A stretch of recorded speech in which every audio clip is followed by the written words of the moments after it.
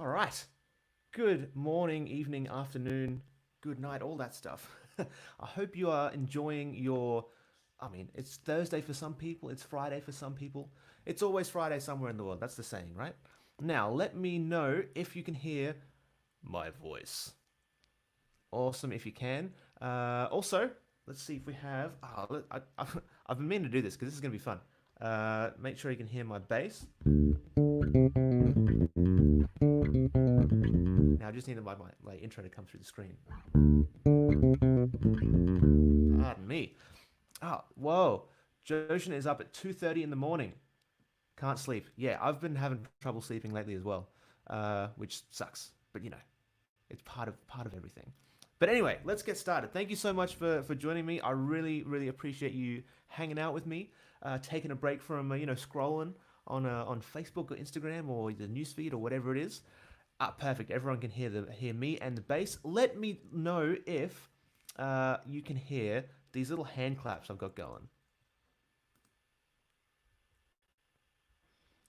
I've got a bit of something planned that I would love to try with the track on my computer, but if you can't hear the computer, it's not going to work. So if you can hear that right now, let me know. It's like,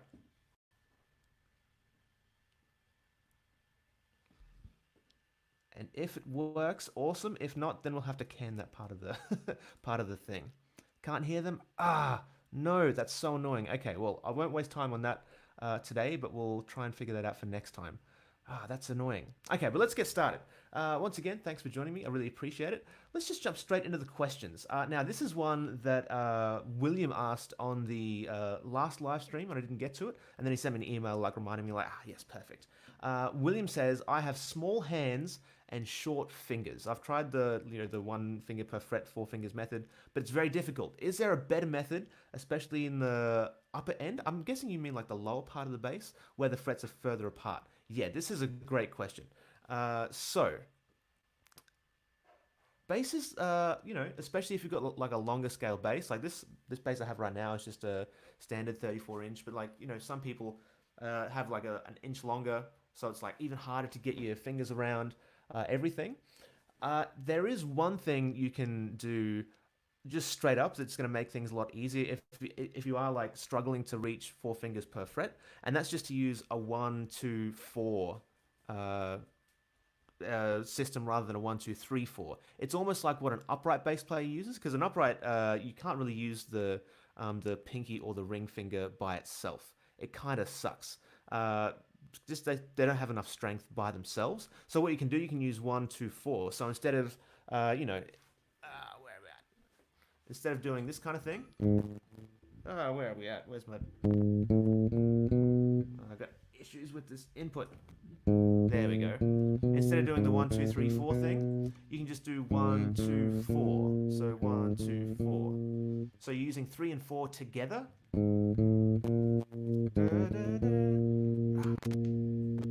Sorry about that. It's gonna make things a little bit easier. The one downside of that is you do lose one fret of range, so you can't reach four frets. So if you're doing like a something where you have to play like all in one position, you can't really do that. You have to go one and then shift up to there. Yeah, so that is kind of an issue. You can get around it though. But the other thing is, no matter how small you think your hands are, they're probably just fine doing what they're doing. Yeah, and the the thing with this is it's very awkward at the very start when you're starting out as a beginner to try and get your fingers around four frets. It's hard, right? So what you can do is start playing everything up higher. So like if you're playing like for example major scales and you want to do one finger per fret, start up on like the 10th fret.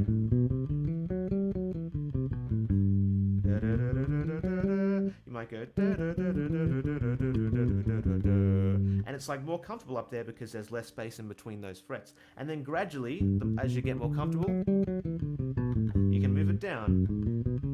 Because the further you go down this way, the bigger the frets get. And you get more comfortable. Your fingers get stronger the more you do it. You get more flexible. more dexterous. And then you get further and further down here. And when you can play your B major scale or your F sharp major scale, or maybe even your F minor scale, then you're fine. Like you've kind of reached that area where it's okay. Okay, Cindy says also look into Carol Kay's method. Doesn't use the third finger. I guess the you mean the ring finger there? If that's the case, then that's exactly what I'm talking about with the upright thing. So they go 1, 2, and then 3 and 4 together instead of 1, 2, 3, 4. Yeah, so I didn't actually know Carol Kay did that. That's really cool. Did she play upright? No, she was a guitar player, right? So I'm not sure if that comes from upright or yeah. Yeah. Okay. Cool. Also, yes, I'm getting questions about my bass. It's a Spectre. Actually, John Wilkerson he's like a Spectre nut. He loves Spectres. I didn't actually know this. Spectre moves the bridge back an inch on their 35-inch scale basses instead of making the neck longer. I didn't know that. Okay, so instead of like making this part longer, they just move this backwards. So it's still like a 34-inch scale bass. Is that? I think that's what John's talking about. I'm not exactly sure. If so, that's really cool though. But yeah, so if you do think you have small hands, try it out. Try practicing over, and this isn't going to take like 20 minutes. This is going to be over the course of perhaps weeks or maybe even months. Get more and more comfortable playing in the upper register and then slowly moving down, developing that flexibility, developing that dexterity. Any kind of exercises that you're doing, it's going to work really, really well. So we've got people... this is always really cool when there's like people in my city. So Vegas is like Brisbane. It's where I'm living. Ashgrove is like a 5-minute drive from where I am. So Rob, Brisbane proud. That's awesome. Cool. Okay, so let's go to another question. I was actually planning on doing answering a question about how to make your own custom drum tracks, because that's something that someone asked me not too long ago. I think by email. I can't exactly remember, but that's where the hand claps were going to be. I was going to like show you how to do it in a program that I use to make all my custom drum tracks. But if there's no way for you to hear it, there's not much of a point of me doing that.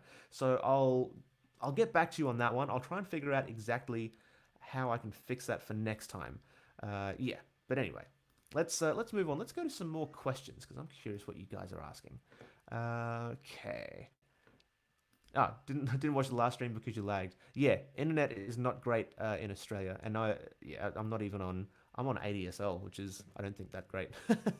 But yeah, sorry about that. Do I ever play with a pick? If the song calls for it, totally. Like if I'm doing like a punk thing and I need that like real bright versus, I'll totally use a pick. If I don't usually have one on me, so I'll just usually use my like fingernail on this finger and just kind of do these ones. This input, man.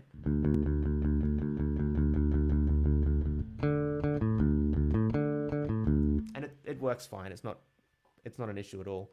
But yeah, I was actually a guitar player before I played bass, so I did have a little bit of experience playing with a pick before I played bass. So that was, it's all good.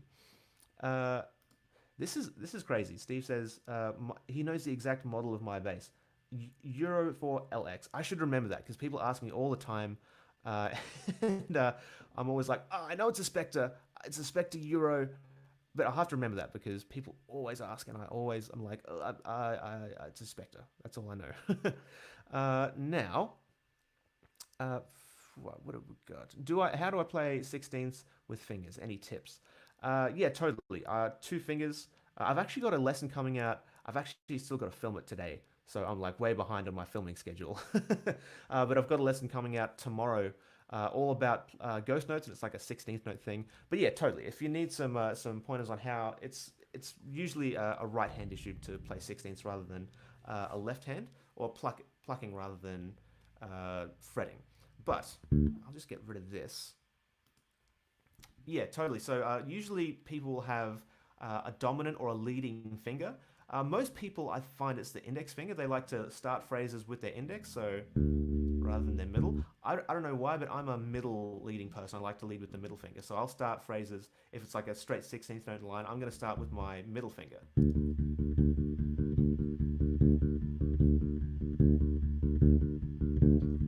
Now Now the trick with sixteenths is putting the accents where you want them, especially if it's like a straight sixteenth line.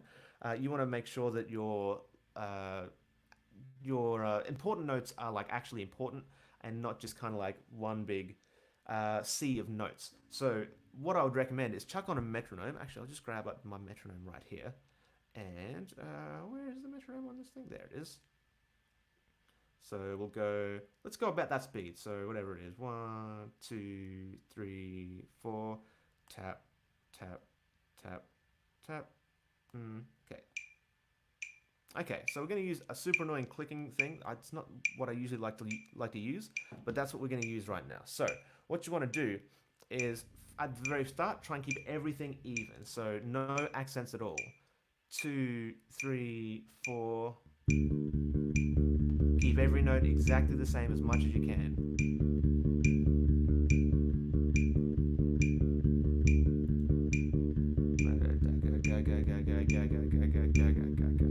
Yeah, and then when you get comfortable with that, decide where you want to put an accent. So the most obvious place is on every beat. So ga ga ga ga ga ga ga ga ga ga ga ga ga ga. So almost like with the metronome. So and if you do that, you'll do it with your leading finger. So in my case, it's my middle finger. So 1, 2, 3, 4.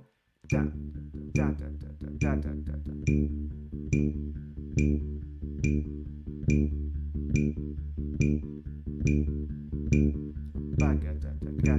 Yeah, so you're putting the accent on the strong beat. The next thing you can do is put the accent right in the middle. So 1, 2, 3, 4.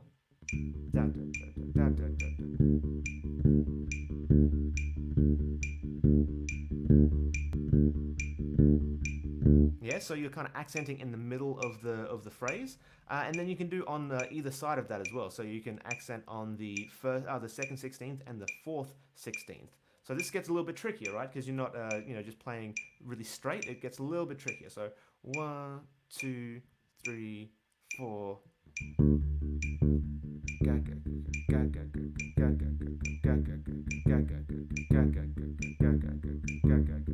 And with those ones, you'll end up putting the accent on your non-dominant finger. So in my case, it's my index finger, and that gets a little bit trickier, because you're not used to accenting with a non-dominant finger. It's almost like like plucking hand gymnastics. You're doing all kinds of not crazy things, but you're doing things that you wouldn't ordinarily do. If you have more context around that question, Cindy, I'd be more than happy to answer. But that's roughly how it works. Fid asks, please recommend a sight reading app. I don't know of any. If any of you guys know any sight reading apps that you use, drop them in the comments for Fid.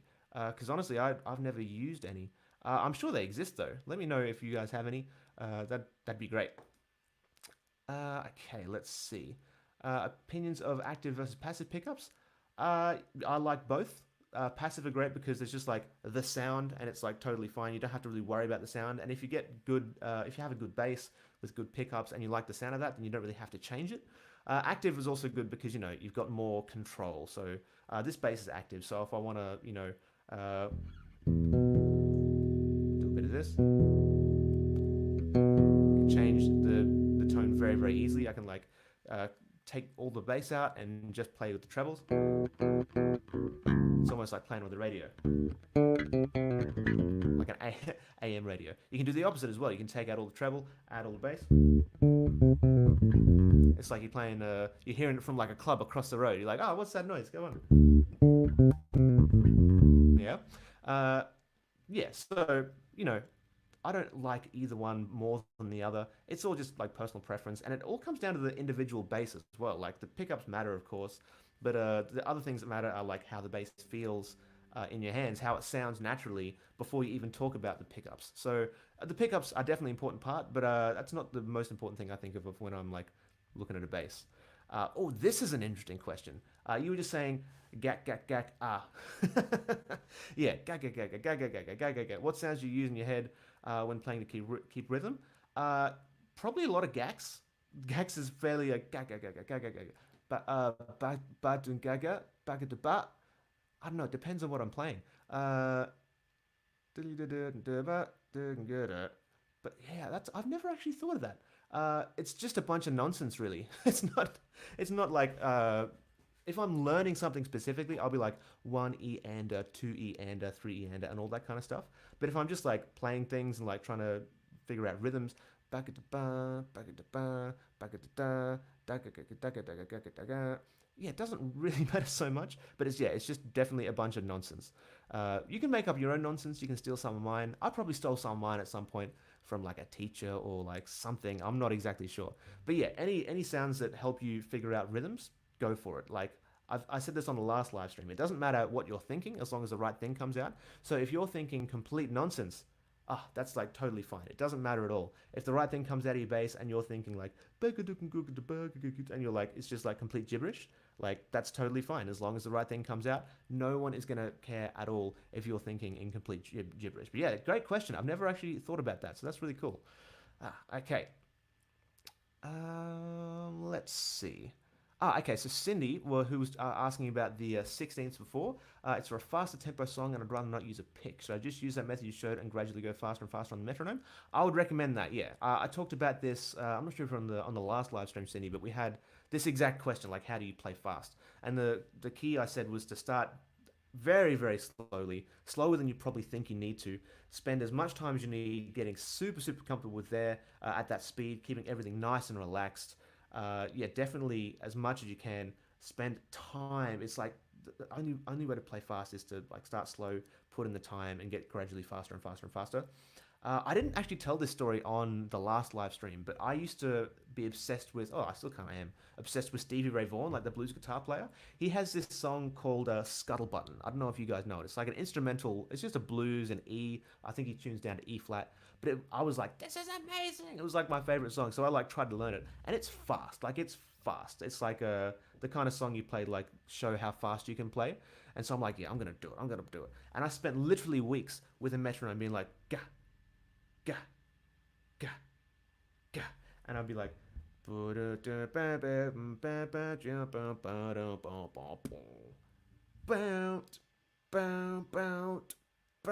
like I must have driven my family crazy. Super, super crazy because it was like super slow and super boring.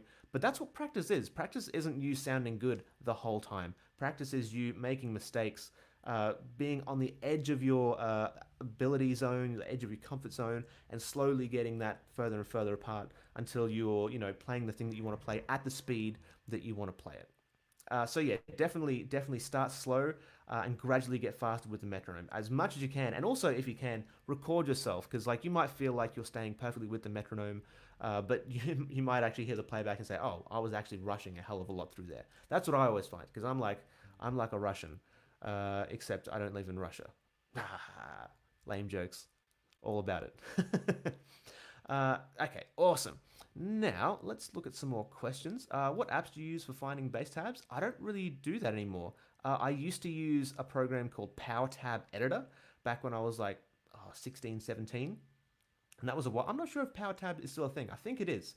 But yeah, it was like a program that you could use and like do all the stuff.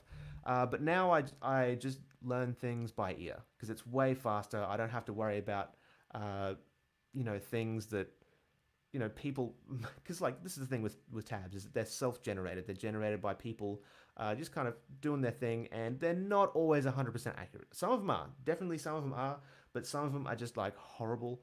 Yeah, so it can be a real kind of crapshoot about tabs and all that kind of stuff. Like I said, can get some good ones, but a lot of times you don't. And also, if you're playing like a more obscure song, then you can't actually find tabs for it. So like if you're playing like an unreleased B-side from some obscure band in like the 1950s, like you're probably not going to find that probably not going to find that tab because only you and like four other people in like different corners of the world know who they are and like actually want to learn that song. And unless one of them like try and figure out how to do it, how to play it, then you're never going to be able to figure it out. So I would recommend learning to play by ear because number one, it's probably going to be more reliable. Number two, when you get good at it, it's going to be way, way faster because you're not going to have to think about, okay, fifth fret E string, and then sixth fret the You're not going to have to do any of that. You'll be like, okay, so it's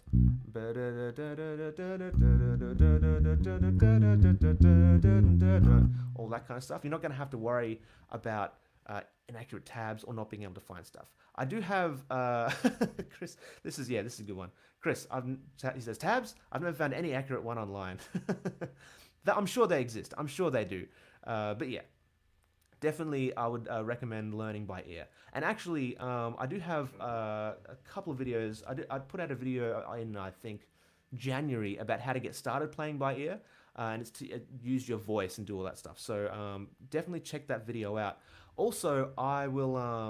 I've got a whole program, a whole course about playing by ear, and a bunch of people have like emailed me or like commented on videos saying when I'm going to open it up next week. And I'm actually going to open it up. When I'm going to open it up next week. There's the answer. I'm going to open it up next week.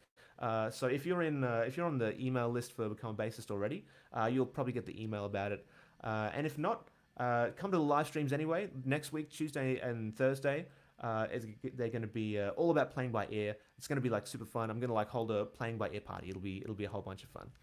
But yeah, tabs. Yeah, not such a good idea sometimes. Now, Stuart asked about a question, and now I can't find it. Where is it? Ooh. Okay. So it was around the same thing. I've never learnt notation on tab. Do I need these to actually play? No, you don't need them. It's going to be helpful if you're like playing stuff. If someone like throws a chart in front of you and they expect you to read it, obviously then it's going to be important. But you don't necessarily need to have notation reading skills or tab reading skills. Definitely helpful. It's like any skill with bass. Like having it isn't going to hurt, but not having it is. I mean, unless it's like core things like a proper technique or the ability to play with a drummer. Those are like kind of core things to being a bass player. But like the ability to read notation or tab, you don't necessarily need those to be a good musician and play good bass. That's definitely not essential, but like I said, doesn't hurt. Okay. Yeah. Check. That's the video I was talking about before. The how to get started playing by ear. Definitely check that one out. Okay. This is an interesting one. Luke Sagic says online are always at least 1 or 2 frets out. This is a thing with punk bands and rock bands, metal bands. A lot of them will downtune their guitars, so they'll be playing in like their strings will be, instead of being E, A, D, G, it'll be E flat, A flat, D flat, and G flat. So the notes that are coming out when they play the 7th fret on their E string is going to be a different note that comes out than when you play on yours. So if you find everything's like at least 1 or 2 frets out, they've probably detuned their guitars and basses just to make things, I guess, I don't know, easier. It does sound chunkier when you have like a E flat guitar, or like even tuned down to like D. That's like super chunky as well. It does feel very different. If you do play guitar, it does feel very different and like real slinky. It's like very easy to play. It can be a whole bunch of fun. But yeah, that's why a lot of times you'll find tabs that are like 1 or 2 frets out. It is annoying, but that's again why it's a benefit of learning how to play by ear, because you'll be like, okay, so they're just playing, instead of like going, oh, what, it sounds different to what it says on the tab, you can just be like, oh, it's just like that note there,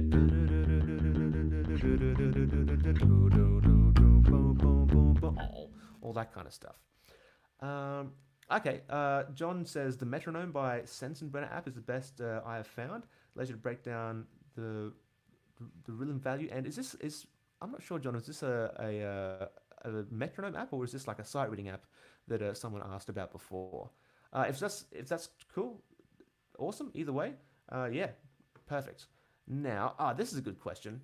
Christopher asks, locking in with a kick drum, how do you decide? Is it based on the genre?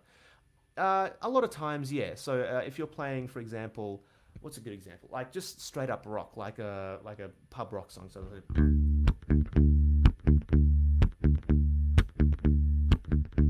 the bass drum's going to be like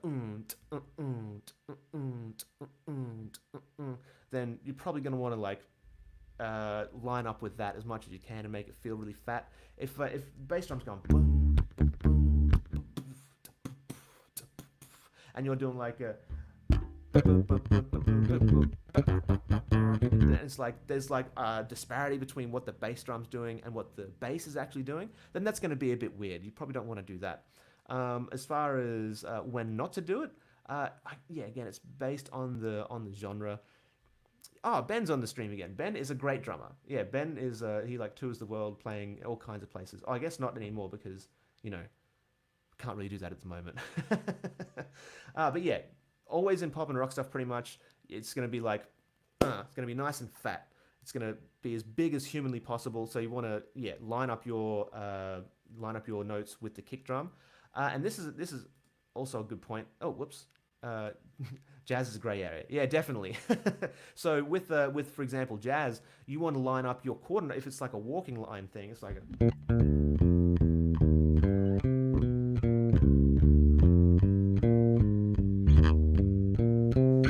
the most of the time, and this is like a more traditional thing where the bass drum is like feathering on every note, you're going to want to line up those quarter notes with the ride cymbal instead. Yeah, so rather than having all your attention on the kick drum, it's going to be the ride cymbal.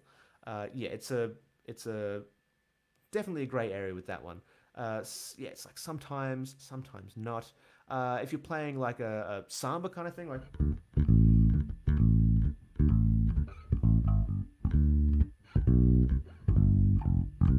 then you're probably going to be in line with the kick drum. Bossa nova sometimes. Reggae, probably not. In like a reggae song, usually this is I'm painting with very broad strokes at the moment, so there's going to be tons of examples that don't fit this at all. But in general, if you're playing like a reggae song, you're going to be playing probably a little bit busier than the bass drum, so they'll be maybe hitting maybe 2 or 3 times a bar, and you might be playing like 6, 7, 8, 9 notes. You know, it's yeah, it's very dependent on the genre. Even in the genre, it's very dependent on the specific song. But yeah, good question with no clear answer. So that's you know half answered, half not. But yeah, that's the general area. Okay, this is a good. What gear do you use to record your videos? I use this bass, just my Spectre.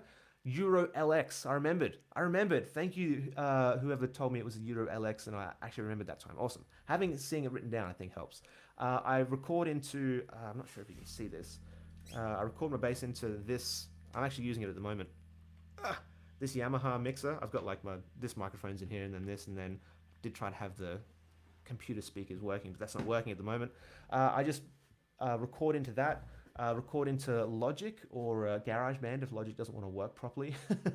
And then I've got just a Nikon DSLR over there.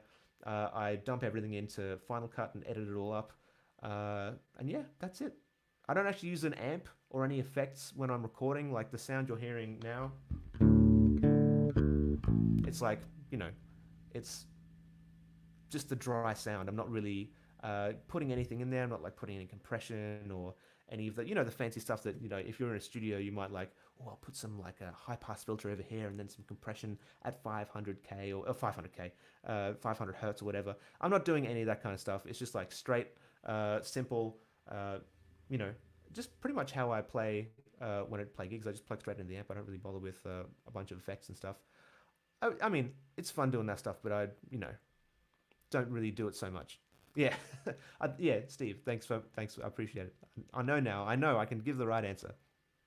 Okay, what would be your favorite bass amp that's fairly small and lightweight? When I was living in Kentucky, this is a great question. I had a great little Gallion Kruger. Oh, again, I'm not good with gear, so I can't remember the exact model. But it was like this. It was about maybe a foot across and maybe like what's that like? Half a foot wide, maybe a little bit more than half a foot wide, and it was just like a single hand carry.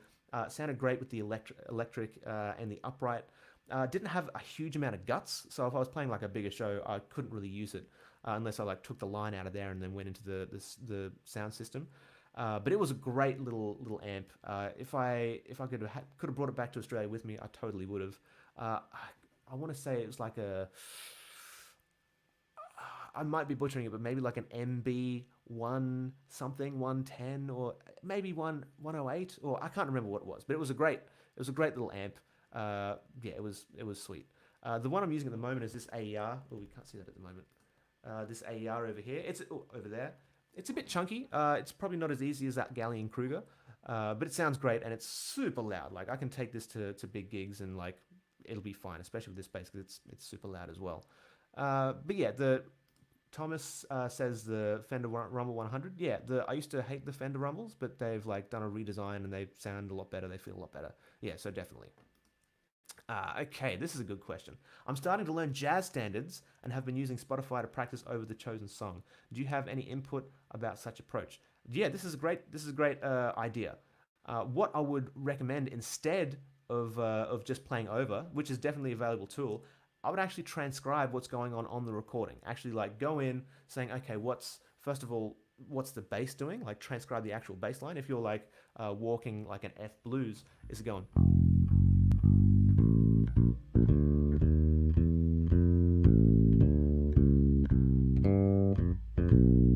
And actually go through and figure out the exact specific notes, the exact specific rhythms that the bass is playing. That's going to be a super, super valuable tool. And I've talked about this a lot because, like I said, I think last stream and the stream before, all the answers, oh, sorry, all the answers, all the questions that you have, most of the time they can be found in the music itself. A lot of times it's not about thinking your way through a problem, it's about actually going to the source of the music and figuring it out. But don't just stop there. Figure out obviously what the bass is doing. Also figure out what how the melody is being played. So if you're like listening to Miles Davis play a melody, it's going to be very different than say Hank Mobley playing a melody, yeah, or John Coltrane or Wes Montgomery or any of those dudes. They're all going to be playing the melodies very very differently. So develop like a catalog of how they're being played. If it's a vocalist, if you're like transcribing like an Ella Fitzgerald melody, is going to be super different than say like a Sarah Vaughan melody. But you're not going to know this until you like go into the music and like really listen deeply. So that's the first thing you can do is definitely transcribe the bass lines, transcribe the melodies. If you want to go a step further as well, and this can be tricky if because saxophone players and trumpet players, piano players, guitar players, they do like to play very fast, and it's bass is like a bigger instrument. Sometimes it's not physically possible to play as fast as like Miles Davis going or Charlie Parker going going super fast. But if you can go in and figure out what they're doing and how they're thinking about through the changes, the chord changes, that can be a super valuable tool, definitely. The other thing you can do rather than play directly over other music is to download an app like iReal Pro, which will you can put chord changes in and you can just play over that. It's almost like a backing track. It's not as useful because it's not as musical, right? You're not like interacting with anyone. The backing track is not going to change based on what you do. If you like play some cool rhythmic figure, the drummer isn't going to be like, oh, that's cool, and then like play off that. It's kind of dry, so it's not the greatest, but it's better than nothing. But yeah, the actually playing along with jazz standards, that's something that Robert Glasper does a lot of. I've read interviews with him. He's like all about it. He'll like put on some Thelonious Monk and then like play along with Thelonious Monk as if he's like playing in the same room. Super super cool. But yeah, great question. Awesome question. Yes. Now let's have a look at some more questions. Where are we? Ah, okay. Can I find end of music? I think that's supposed to be any music from you on YouTube or Spotify. Yeah, I have a separate YouTube account that's just called Luke McIntosh. It's got like some of my own music. I also have an album on Bandcamp. I've been meaning for years to like put it on Spotify and all that stuff, but I just never have. But I can drop a link right now. I'll grab it here. Yeah, I just dropped it in the comments there. Just lukemcintosh.bandcamp.com. And yeah, you can check out the album there. It's a name your price, so like if you just want to download it for free, just put in 0. It's totally cool. Like I don't expect anything. It's like I just want to have it out there. It's really cool. But yeah, like the intro music for all my videos, all that kind of stuff. That was the first track from my album. Yeah, so and it's a live album, and check it out. I like it. Now let's see.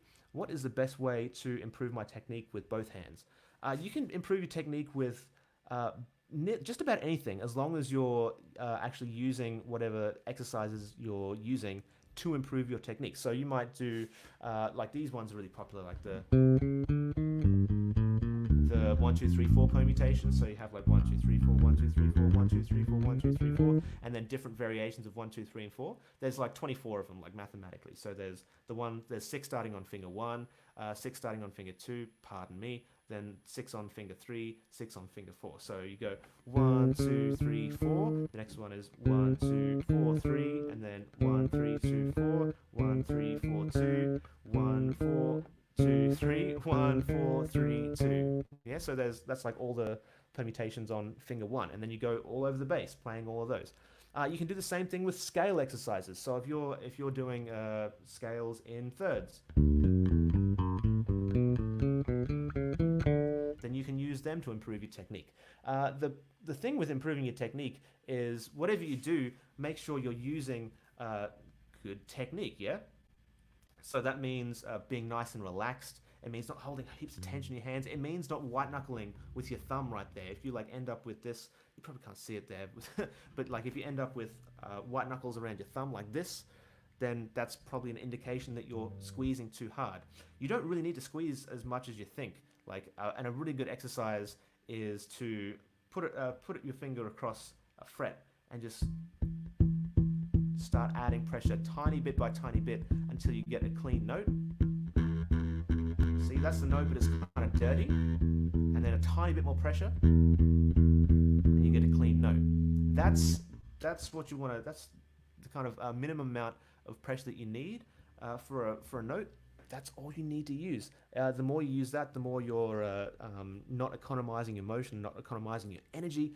So you end up, getting tired quicker, getting slower eventually. So you want to do that. So, and like I said, you can do this with absolutely any technique exercise, any exercise at all, really. It's about actually using good technique as it goes and as it applies to the exercise. But yeah, that's a really good question. Actually, I'm not sure if you're on. Actually, I'll talk about that later. This is a great point. Practice makes perfect. I will also say that perfect practice makes perfect. So if you're practicing something and it's what's the word? You're practicing it incorrectly, then you're gonna play that incorrectly like for example, if you're like squeezing the hell out of if you're like squeezing super hard on your left hand and like you're getting white knuckles on all these fingers and you practice that way, that's how you're going to end up playing, and that's bad news. Why is that bad news? Because you'll end up hurting yourself in the long run. You're going to tense all these muscles in your hand, all these muscles in your forearm, which is going to be a terrible idea in the future. So yes, practice does make perfect, but I would amend that to say perfect practice makes perfect. Just practice by itself makes permanent. So if you practice things incorrectly, then they will permanently be incorrect. If you practice things correctly, then they will permanently be correct. Hope that makes sense. Yeah, this is a good way of saying it. Practice makes perfect if the practice is perfect. Absolutely. I just said like 600 words and John's come in with like 7 and like said it way better than I could. John should write for me. That's amazing. Also Fitz says, for practicing standards in addition to Spotify, I also use Band in a Box where I can enter the chord progression. Yeah, totally. That's like, it's like the old school version of iReal Pro. I actually used to have a copy of Band in a Box back on an old computer before it got stolen. And I just haven't ever got back to it because I just use iReal Pro now. Okay. I didn't actually know that. Valerie says that's a quote from Vince Lombardi, American football coach. Okay. I should read up on that. Sounds like a wise man. Stuart asks, what is the easiest method to remove bass from backing tracks? If you make the backing track yourself, that's the easiest way. Just take the bass out. If it's like already in there, it's like an MP3 or a WAV file or something. You can use tools like Audacity, or I use a tool called Transcribe, which is it's like specific for that stuff, and you can actually take out specific frequencies and like remove the bass. It's not perfect, but it's it's better than nothing. It's better than having a ton of bass in there when you try to play over it. Also, Transcribe is really good for helping you hear bass lines when they're kind of buried in the mix. And that's actually something I talk about in my program Level Up Your Ear, which, like I said, opening on Monday. But let's take a couple more questions. And then, what time are we at? Okay, we're going for about 40 minutes. So we'll take a couple more and then we'll call it a day. Thomas says, when playing with my fingers, I get a different tone from my middle finger than my pointer finger. Middle finger sounds more trebly. Pointer finger sounds full and consistent. This is totally a thing. Your fingers will sound different because they are different. Like you might have a bit more meat on the middle finger, or you know the things like how far from the tip of your finger to the bone makes a difference to how things are going to sound. Like your bone density might be different in one finger than the other. So yeah, definitely. I actually have the opposite. Oh, it's not a problem. It's just different. I like the sound of my middle finger more than my index finger, and I'm not sure if that's led to me. Like I was saying before, I like tend to lead with my. Oh, whoops. I tend to lead with my middle finger. So middle finger first, then index, middle, index, middle. I tend to lead with that one. I'm not sure if I do that naturally because that's just how it naturally fell, or because my middle finger feels a little bit better and sounds a little bit better to me, so I just naturally kind of drifted that way. Possibly, I'm not sure. I have no idea for real. But yeah, it'll definitely be different. If it's uh, like terribly different, it may be that your technique is slightly different with your one finger than the other. You might need to check that and just make sure that it's like roughly the same. Because if it's roughly the same, it shouldn't be like a huge, massive difference. But it will, like I say, it will be different because your fingers are going to be different and all that kind of thing. But yeah, that's totally a thing. All right, got some more down here. Uh, Marco says, "What do I use to clean my strings?" Just a microfiber cloth after I play. Just kind of wipe it down. I don't really like boil my strings or like put stuff on them. I just usually change my strings if they start, feeling bad. So yeah, I'll just microfiber cloth. I just keep it in my case and just like after I'm done, it's all good. Now Stuart says he's got a Stingray 5AHH. What strings would best do justice to the guitar? Play fusion and funk mostly. If you're going to play fusion and funk, you want some round wounds probably. You kind of want that like high endish sound. Not high endish, like trebly, not like expensive. So like any like just normal set of round wounds is going to be fine. You can use some Didarios, you can use some elixirs, you can use some Ernie balls. As long as they're round wound, you'll be fine. That's all good. JR Stingray or jazz bass for funk rock? Yes, either of those is going to be fine. Jazz bass is probably maybe, I don't know, because jazz bass is like a jazz sound, quote unquote. There's not necessarily yeah all that kind of stuff. But yeah, the Stingray is going to be kind of more rockish, and you're going to get like a funkier sound, quote unquote, from the jazz bass. So either or is going to be fine. Try both. If you like both, go for it. You're gonna have like plenty of guys who like you'll find people playing Stingrays playing funk rock. You're gonna find people playing jazz basses playing funk rock. It's not necessarily like this bass does this one specific thing, this bass does this one specific thing. Like you can do whatever you want. But being said, like you will find ghosts of music inside certain instruments. So like you pick up like a Fender Stratocaster, you start playing some like Jimi Hendrix licks or some like Stevie. I would play Stevie Ray Vaughan because that's what I love. But like you might pick up like a Epiphone Les Paul and start playing some Led Zeppelin or some Guns N' Roses. So yeah, that's like totally a thing. All right. Let's have a look at a couple more. I think I missed some back here. This is a good question. When is it okay not to play the root? This is one of those questions again that's not going to have a straight answer. But in general, actually, one place where you shouldn't play the root is where it's a slash chord. So, for example, let's say you've got a B major chord. Actually, let's do a bit of this. A B major chord, and like that's what's in the actual music. But it's actually a B over D sharp, so you actually want to play the third in the bass. So you end up with something like this. It's like what's a good example? There's like tons of songs that go from like it's a the Marvin Gaye song "Let's Get It On."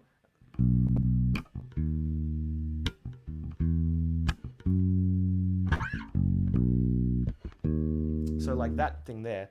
I'm not sure if on the actual recording it goes from like I'm not sure what key it's in, but it goes like from the one chord, and then the three goes in the bass. I'm not sure if that's like a one chord, like in this case it'd be a B major chord, but over a D sharp, or they actually go to like an actual D sharp minor chord. I'm not sure about that. I'd have to look at the recording, but that's like that's totally a thing. So going from the one chord to the one over a three. So you're playing the one chord, but you're playing the third in the bass rather than the root. So that's one place where you definitely probably shouldn't play the quote unquote root of the chord. But as far as when it's okay not to play the root, it's going to be different for every single song, every single genre, all the time. So like if you're playing like a straight ahead like rock thing, like what's a good example? The example I always use is I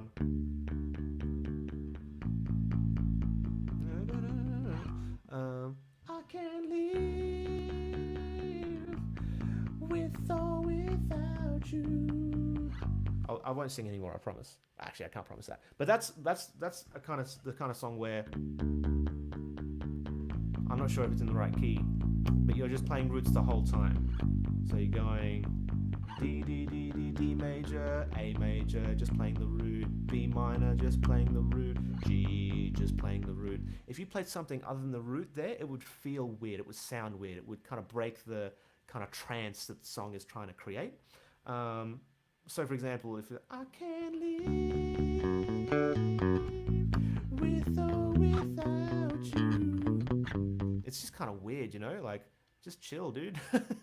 Especially with that kind of song, because I would have to check the original recording, but I suspect that the bass line is literally just the same the whole way through. So that would be a place where it would not be okay to play something other than the root, because you do want to create that kind of thing. But for example, if you're playing the exact same chord progression, but in, for example, a jazz style, like a walking bass line style, you're going to play heaps of notes that aren't the root. You're even going to play heaps of notes that aren't in the key or in the scale of the song. So you might go, let's go down here again. 1, 2, 3, 4.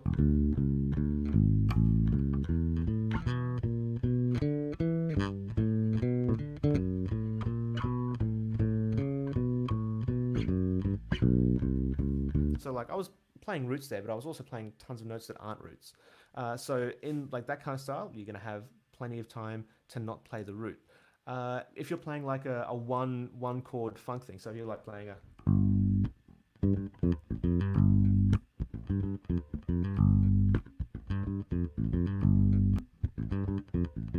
you're going to play a lot of roots there to set up the groove. You might be like, if that's like the main kind of crux of the song, you might be playing that for like a minute or two. You might get a little bit bored. You might chuck a fill in, or you might go.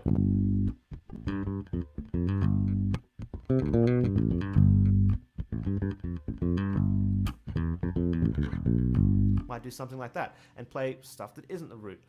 If you started playing something that wasn't the root consistently on like beat 1, it's going to change the chord. It's going to change the tonality. And that can be fun if the people you're playing with are like have their ears open and can follow along with you. But if you just kind of like play willy-nilly across things and like just to mess with people, it's probably going to mess the song up a little bit.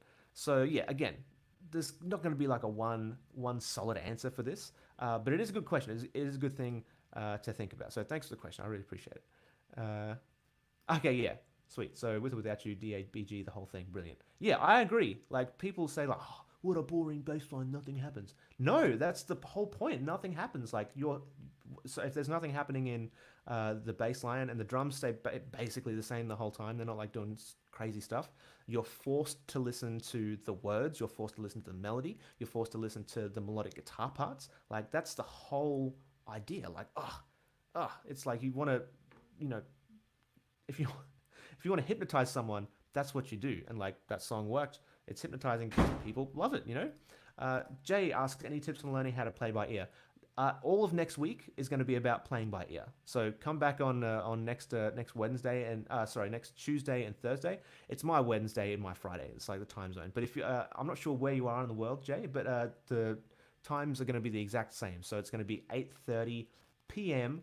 on Tuesday and Thursday in the US Eastern time. In Australia, for me, that's like Wednesday and Friday at 10:30 a.m. But yeah, this is perfect. Yeah, I've always learned by ear the most rewarding way, in my opinion, as it comes from within. I agree. Yeah, definitely learn by ear. So yeah, jump on the live streams next week. It's going to be all about playing by ear. I'm going to be throwing playing by ear parties. It's going to be fun. I'll make a little hat. it'll be really silly. But we've gone just about 50 minutes. This is like 20 more minutes than I was expecting. But that's cool. Jay's in Germany. Okay, it's late for you. So if you want to watch the replay, totally fine. If you want to show up live, totally fine. This is a great question. Can you improve your ear?